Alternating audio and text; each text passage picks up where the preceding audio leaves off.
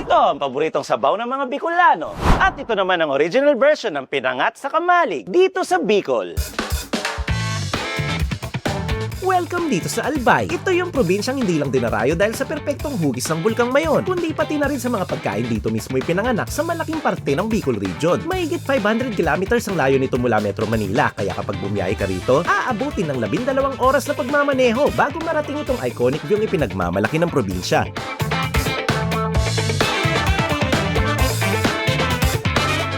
Bicol Region ay isa sa pinakamalaking rehiyon sa Luzon na binubuo ng 6 na probinsya at ilan sa mga pinakakilala dito ay ang Camarines Norte, Camarines Sur at ang Albay. Pero sa episode na to ay muna tayo sa Albay dahil iikutin natin ang ilan sa mga pagkain matagal nang ipinagmamalaki ng mga Bicolano. Katulad na lang nitong mga lutong recipe sa loob mismo ng pamilihang bayan ng Legazpi. Pag natikman nyo ang obat soup namin dito sa Bicol, isang higo pa lang, tanggal na ang hangover nyo. Dadayuin din natin itong oldest at original recipe ng pinangat dito sa bayan ng Kamalig kung saan ito unang ipinanganak. Ang pinangat po ay nagsimula talaga dito sa bayan ng Kamalig, Albay. At titikim din tayo ng dinuguan version na may tinustang nyog sa uling. Showcase po namin yung kultura dito sa Albay. Pili kami sa ginataan, kaya yung dinuguan ay mayroong nausukang nyog. At nakarating na nga tayo sa ating first stop. Welcome dito sa Legazpi Public Market para tumikim ng ating unang almusal dito sa Bicol. Tara, pasok tayo dun sa loob. Alamin natin ano nga bang mabibili at matitikman natin. Let's go! So pumasok tayo dito sa loob at naghahanap tayo ng mga kainan. So syempre dito kaliwat kanan po ang mga kantin at mga karinderya, no? So, dito nga tayo napadpad sa Lanas Halo-Halo and Obat. Meron kasi silang sinasabi dito na parang Obat soup o parang hangover cure o pang breakfast nila na 45 years nang tinitinda dito. Silipin natin at itanong na rin natin magkano nga ba to at anong lasa nito. Pasok tayo sa loob. So ito nga pala yung sinasabi nila ditong Obat soup. As you can see, mga parang bagong luto, punong-puno pa, hindi pa nababawas. Ito ay parte ng baka yata na sinabawan. At ano pong sangkap nito? Yung obat, beef siya, no? Para mas masarap nilalagyan din namin ng corn, parang maglasa siyang bulalo, parang gano'n. Ma'am, ano nga po ulit yung ibig sabihin ng Obat soup? Yung obat po kasi is actually a Bicol word po siya na para sa mga may hangover pag after na uminom. So parang may masmasan sila dito sa Bicol, yung parang expression nila na magpapa-obat kami. Kaya dinerive namin yung pangalan doon na lang kasi yung sabaw tamang-tama sa pangbalik ng diwa ba pag nalasing. So sa mga napaparami tuwing gabi, kinabukasan, kung malapit naman kayo dito sa Legazpi Public Market, ayun pala ang hangover cure nyo dito. At eto siya, pinapakuluan. Ilang oras po ito pinapakuluan? It takes mga 2 to 3 hours. Depende din naman sa karne kasi minsan may naibibigay ng karne medyo matagal din siya makumulo. Pero minimum na yung mga 3 hours. Inspiration namin mga 2 in the morning as magsiserve kami ng mga 3:30 or 4. Dito sa bandang harap, meron silang at least more than 10. Napakaraming ulam na pwedeng pagpilian. Ganito kaaga pa lang dito sa palengke. Marami ka ng almusal na mapipili. Meron kaming mga Bicol Express, pork steak, tsaka yung lechon paksiw. Merong mga pansit bato, with dinuguan. O yung serving po namin ng meat is 80 pesos. Tapos yung gulay naman po is 50 pesos. Pwede rin pong half ng 25 para sa gulay lang. Ma'am, ilang taon na po kayong nagtitinda dito ng mga ulam na ganyan? Actually po, nag-start kami halo-halo lang. Tapos nag-add na lang kami ng varieties na parang lutong bahay. Tapos yan po na parang gotong Batangas na pinangalanan din namin ng obat. Dito sa Legazpi po, kami yung pinakaunang nag-serve ng obat. 45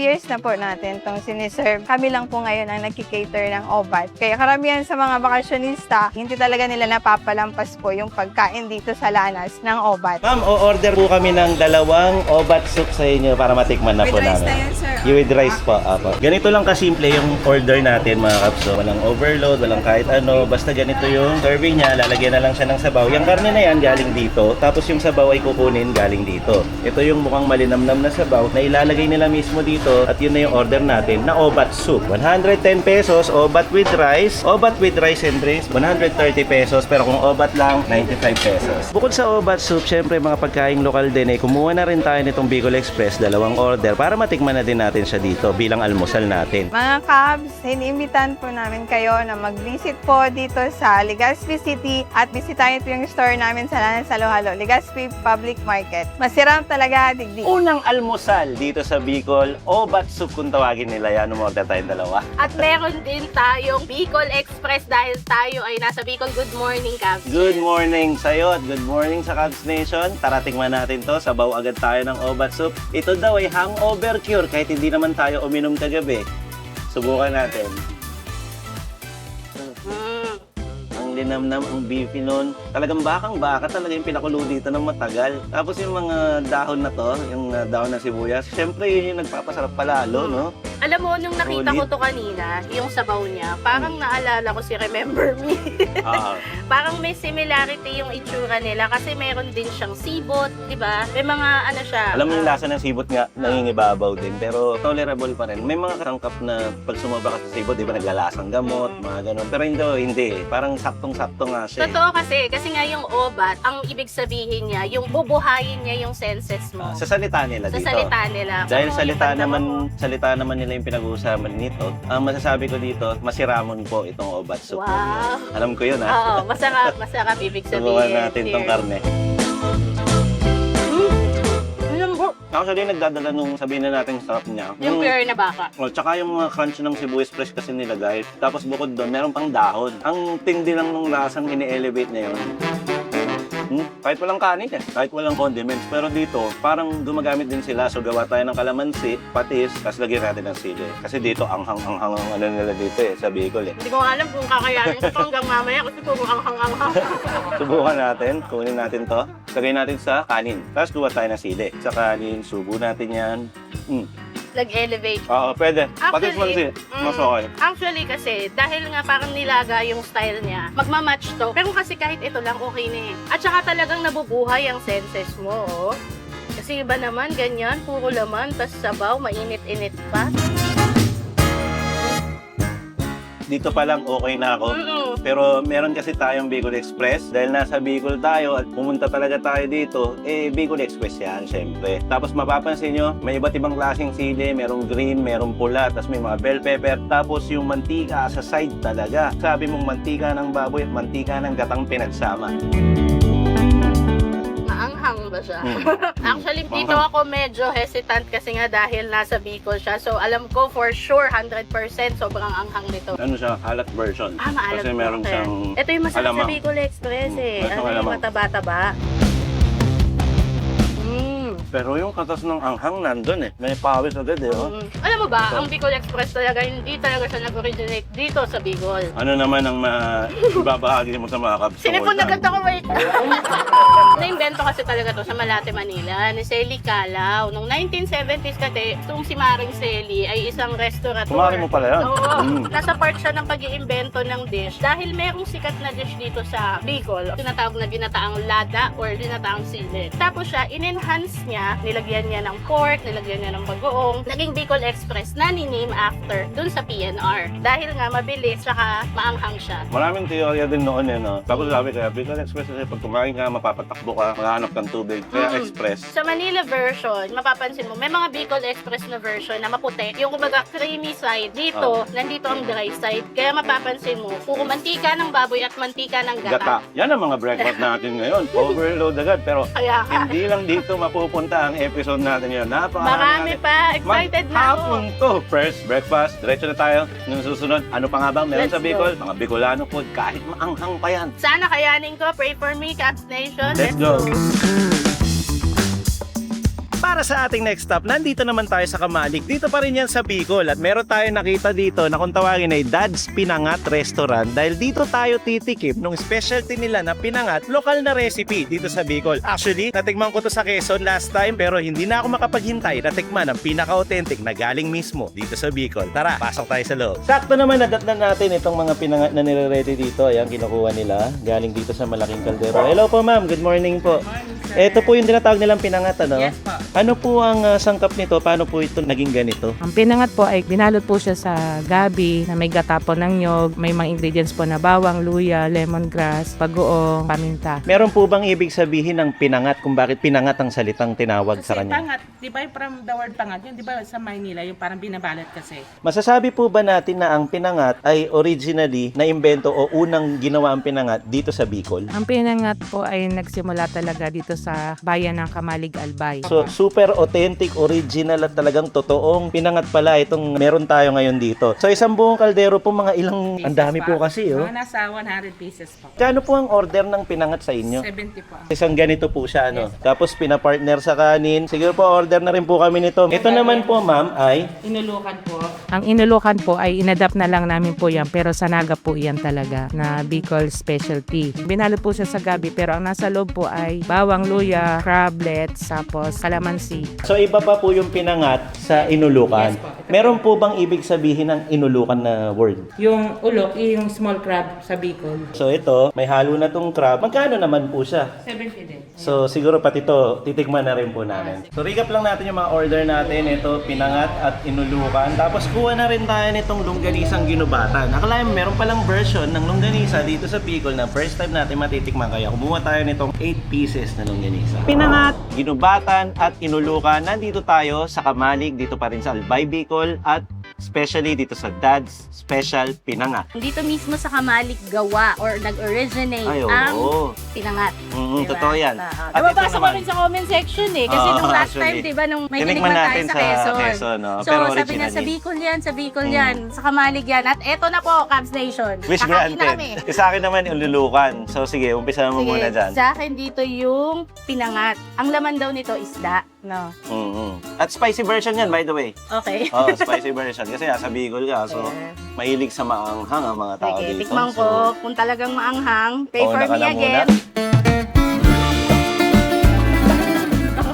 hatiin ko na to inulukan. Kasi excited ako sa mga ganito. Yung alam mong dito talaga siya galing, dito siya ginawa. Samahan natin ng dahon ng gabi, itong laman ng inulukan na may kasama daw crab sa loob. Ayan Crab yung itsura meat? niya. Oh.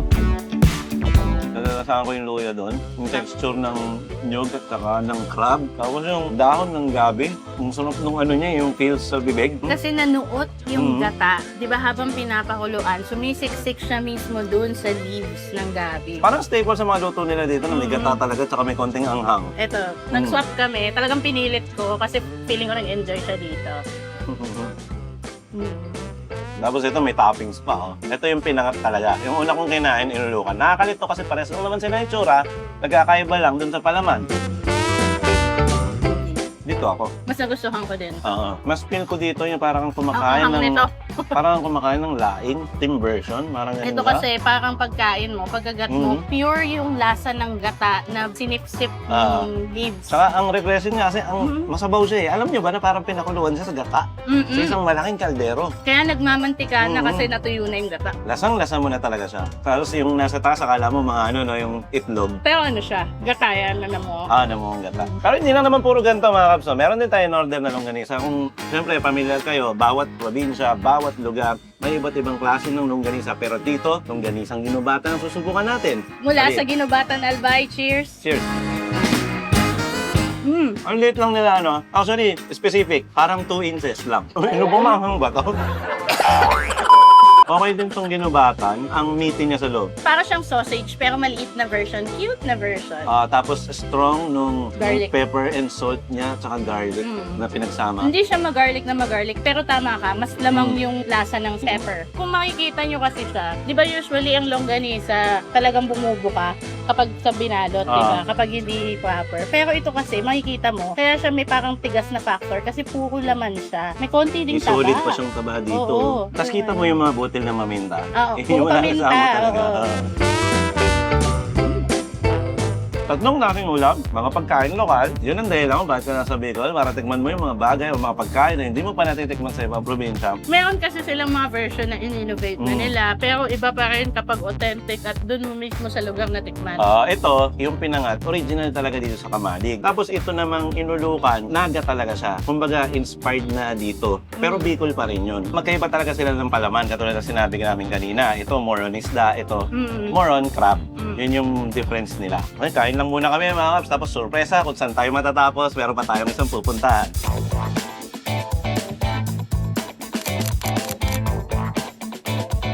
Susunod naman natin puntahan, syempre isa na namang authentic na titikman dito sa Bicol. Pansit Bato dito sa Deling's Pansitan. As you can see mga kaps, hindi po ito political. Ganyan lang po talaga ang pagkakadesign niya. Kung babasahin mo naman, eat wisely, yan talaga mismo ang gagawin natin dito. Aalamin din natin kung ano at paano i-prepare ang mga kakainin natin. Meron din silang dinuguan version na gusto ko rin matikman at malaman kung paano nga ba ito ginagawa. Tara, panoorin natin to. Sakto naman pala, ito may prosesong ginagawa dito. So ito ay nyog na ihahalo dun sa dinuguan. Tama ba, ma'am?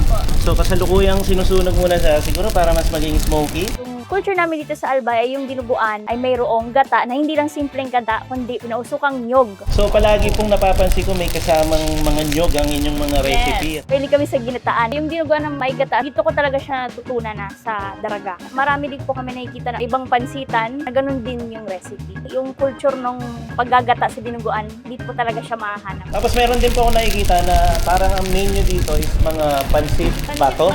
Ang pansit bato po ay originally dito sa Bicol. Itong pansit bato na to, parang pride din to sa amin. Although galing siya sa Kamsur, yung culture ng pansit bato ay kalat siya sa buong Bicol. Hanggang dito sa amin sa Daraga, dito po laganap na din yung culture ng pagpapansit bato sa mga maliliit na karinderya, maliliit na tindahan. Tignan nyo naman kung gaano kausok siya ngayon. Talagang magiging smoky siya based sa palo ng usok na ganito yung nakikita. Habang iniintay natin matapos yun yung tignan nyo naman yung lugar dito. Ayan o, parang lumabas si Undertaker o merong nag-entrance na superstar dito sa stage. Ganyan siya yung kausok ngayon. Tayo lang natin matapos, tapos proceed tayo sa next step. After 15 to 20 minutes halos, ganyan na po ang nangyari. Halos natusta na po lahat ng nyog na nilagay dito at nilagyan ng uling. Pwede naman siguro tayong kumuha. Tingnan natin.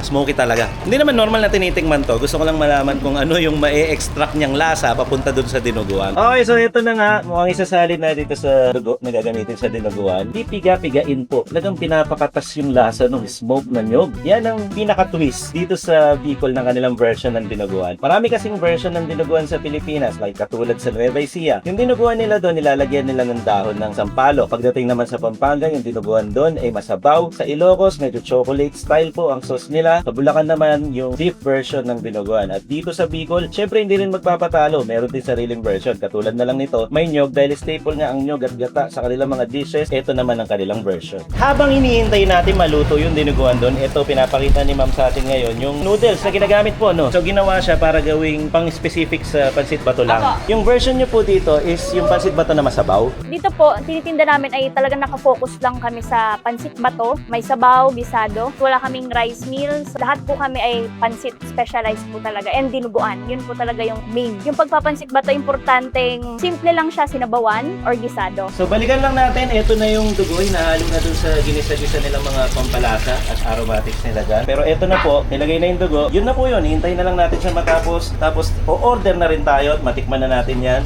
Pansit bato at saka dinuguan. So ito nga pala yung mga in-order natin. Pakita natin muna yung presyo. So umorder tayo ng bato overload, 89 pesos yun per order. Tapos kumuha na rin tayo ng bato crispy dinuguan na halagang 75 pesos. Ito naman yung pansit na meron siyang toppings ng dinuguan version na pinanood natin kanina, nakakaiba. Tapos meron siyang lechong kawali. So yung dalawang yan ang order natin today. Tara, kaya na tayo. First time kong titikim nitong pansit bato dito sa Deling's Pansitan. Nandito pa rin tayo sa Bicol region. Siyempre, nandito naman tayo sa Daraga. Sa Albay pa rin to, Bicol. Yung binantayan ko kanina to actually. Okay. Ito, sinunog-sunog muna kanina yung nyog. Tapos ang ending, naging dinuguan. Hinalo kasi siya sa dinuguan. Ito na siya. Kaya curious ako. Ano bang lasa nun? So, umpisahan ko muna sa konting pansit na may konting sarsa nung dinuguan na binantayan ko kanina pa.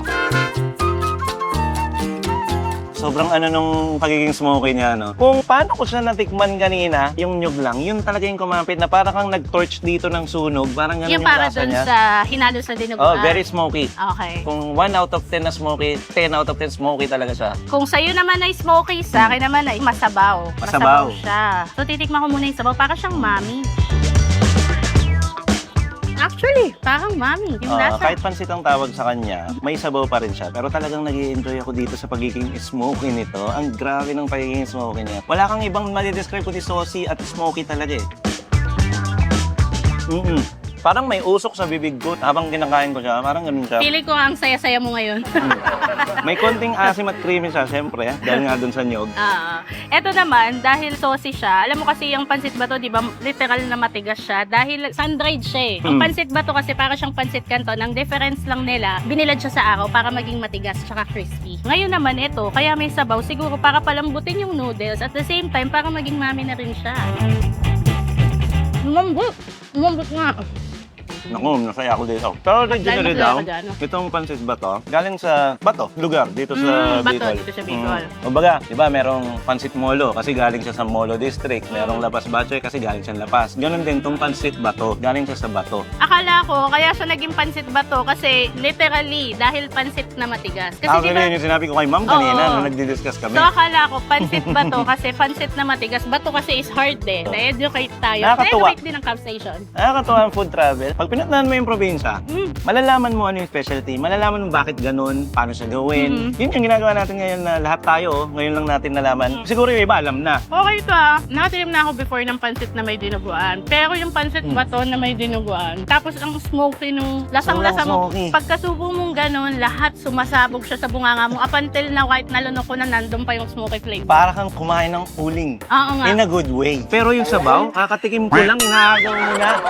Tumbay mo sa crispy na lechong kawali. Yun Sarap. pa, no? Meron pa siyang lechong kawali sa presyo niya. Sa akin naman, merong siomay, kawali, tsaka may itlog. Katulad ng sinabi ko, 89, 75, ang dami. Reasonable. Meron ka ng itlog, meron ka pang Siomay. ito, lechong kawali, dinuguan, tas pansit. 89 at 75 lang yung mga presyo. Paano nila na-maintain yun sa probinsya? Ano? Kaya kami nandito para alamin din at the same time matikman din namin at ma-share din namin sa inyo. Finally, nahanap din natin ang bato dito sa Bicol. Nandito si Bato. Yung pansit bato. Medyo curious ako pag sinabi mong chili oil tapos gawang Bicol. Maanghang kaya. Uragon. Good luck, hindi ko pa ito tinikman. Hindi ko alam kung tama lang ba yung nilagay ko na parami. So, malalaman nyo na lang. Papawisan tayo. Okay sa'yo? Okay? Manghang. Panghang? Sabi kasi ni ma'am kanina, try natin lagyan ng suka. Saka medyo nawiwirduhan talaga ako in all honesty na may sabaw, tapos lalagyan ng suka, pero itry daw. Ang iniisip ko nga parang, di ba yung mami nilalagyan naman ng citrus flavor or ano, tikman ko with siomay. Okay siya, pero mas gusto ko kalamansi. Hindi ka lang sanay. Baka hindi ako sanay. Actually, dito pwede siya. Baka sa dinuguan, no? dinuguan to. Pang-asim. Sa dry siguro. Oo.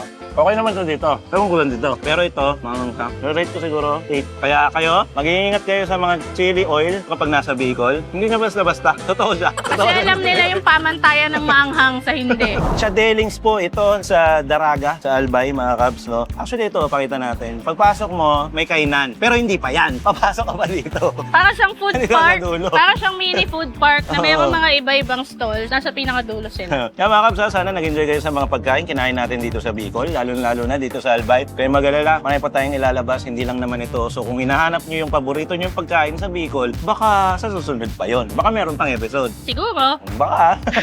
meron akong message sa lahat. Kasi first time namin dito sa Bicol. Friendly lahat ng mga tao dito. Wala kaninang umaga. Hanggang ngayon na matatapos tong shoot namin. Lahat ng mga nakakausap namin dito, very welcoming. At talaga namang magayon digdi sa Bicol. Ibig sabihin, maganda dito sa Bicol. Aba, nag-aaral ka ng mga Shoutout kay Ate Ganda kasi isa siyang Uragon, taga dito siya sa Bicol. So, yun yung cleaner natin, nagpaturo ako. Siyempre, at the same time, gusto ko na maramdaman ng mga Bicolano na nanonood at mga Uragon na nanonood sa atin na kahit papano, pinag-aaralan din natin yung salita nila at kultura nila. Itong mga to, yung mga pagkain po ninyong lokal, hindi lang sila basta masiramon. Sobrang sarap. At least meron din akong alam. Meron ako naibato. Kasi meron akong bato.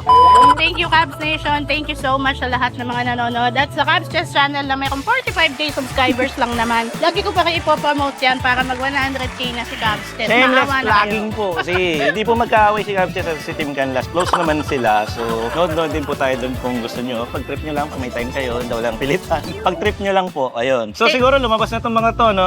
Pili lang po kasi namin to sa katabi. Sa kabila. So, magandang panulak ba sa kinain Ang nating init bato? kasi. So, bagay ang shake. Sana Thank nag-enjoy you. kayo at sana meron din kayo natutunan katulad namin. At ako talaga, marami akong natutunan dito. Hanggang dito na lang muna. Marami pa tayong ilalabas dito mismo sa Bicol. Sinasabi ko na ngayon, meron pang part 2. Yay! At wala na, spoiler na. Pero ako po, si Cubs Chess. At ako naman si Camera Woman. At ito po ang Team Plus TV na laging magsasabi at magpapaalala sa inyo Na wag yung kakalimutan at lagi niyong tatandaan. na mag-cheers muna tayo bago tayo mag-outro.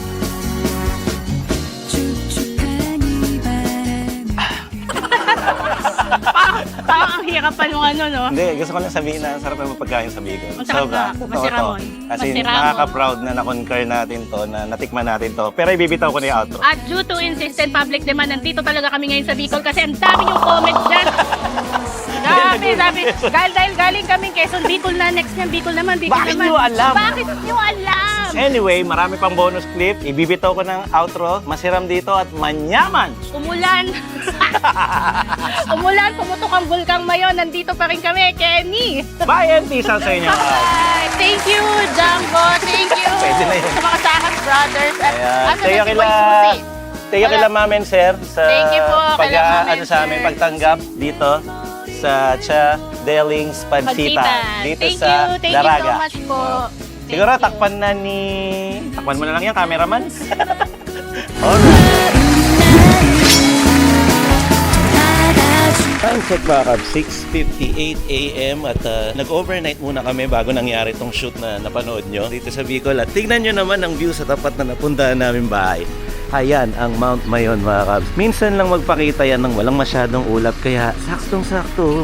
Walang nakakover sa kanya hanggang dun sa tuktok. Pero kagabi lang, actually, kung napanood nyo sa balita, pumuputok to. Based sa balita kagabi, nakita din namin. Di ko alam kung makakapag-roll ako ng clip na merong mga tumutulong lava or parang apoy or parang ganun yung itsura dyan sa Mayon na yan. Anyway, sinare ko lang kasi once in a lifetime lang namin makaharap itong Mount Mayon at napakasarap pala sa puso na talagang nakikita siya at pinagmamasdan mo lang. Lalo na ngayon, pagkagising mo, yan agad ang nakikita mo. Wala lang, share ko lang. Parang ang sarap lang talaga ng feeling dito sa Bicol. Maraming salamat sa mga nakaharap namin dito sa Bicol. Thank you very much. At sa uulitin po, at meron pang part 2 to, abangan nyo sa susunod. Let's go. Ganda nga oh. Walang nakatakip na ulap dun sa tuktok niya. Napakabihirang nangyari yan. Thank you po Universe, binigay niyo yung pagkakataon makita namin siya ng walang ulap. Actually bonus clip tong napapanood nyo ngayon, pero gusto ko lang ipakita ulit sa inyo na nandito kami sa tapat ng bulkan ng Mayon. Tensya na kayo ha, kasi ako nabibilib lang talaga ako sa Mayon kaya lagi ko siya pinapakita. Kung napapansin nyo, pangilan na yata to. Simula kanina pinapakita ko na siya hanggang ngayon, hanggang dito sa dulo. Walang humpay na magpapakita sa magandang creation ng bulkang Mayon. Our official photographer, Chow Food Crow. Nagdidikto. Ang ganda nun. Ang ganda. Isa pa. Patiktok na, patiktok. Sige na, tiktok na. Oh! Yeah! Sige na, picture mo lang kami. Magti-tiktok muna sila. Tara na, let's go.